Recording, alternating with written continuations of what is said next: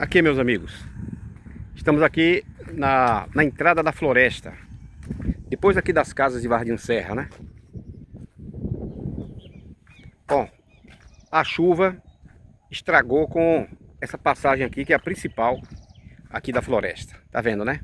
Isso aqui que vocês estão vendo é uma ponte. Um amigo meu que é pedreiro disse, há 2 anos atrás, disse que essa ponte está totalmente comprometida. Ele desceu, porque esse aqui é o esgoto que vem do hospital, certo? E que vai para o açude, que fica aqui próximo. E isso aqui já está todo estragado embaixo. Ele olhou embaixo, a estrutura da ponte está toda rachada. Olha só para isso aqui.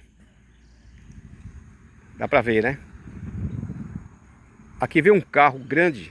Isso aqui, ó, é um buraco, ok? O trator passou aqui, fez uma maquiagem, mas eu acho que piorou, certo? Eu acho que piorou. Vamos ver esse carro passando aí para você ver o perigo que é. Olha o espaço que tem aí, ó.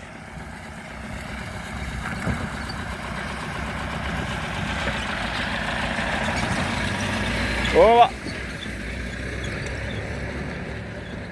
Olha a situação. Olha o buraco aqui. Olha para a ponte. Ô, meu querido. Tá vendo?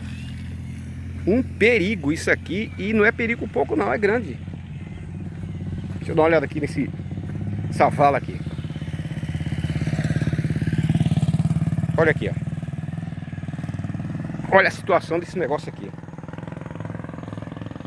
Tá vendo? Tá vendo que a ponte está toda arrebentada?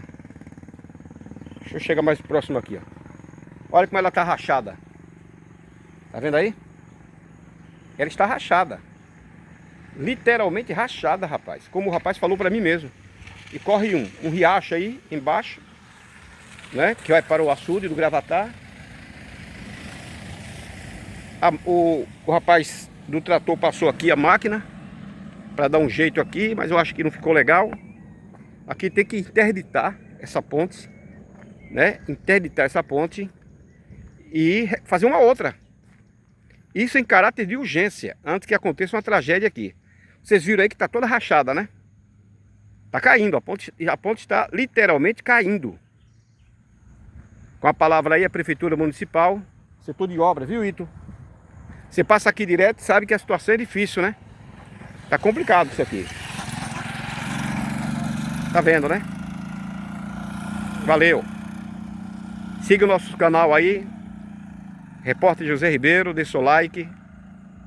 E se inscreva também. Valeu, gente. Vamos esperar uma resposta aí da Prefeitura.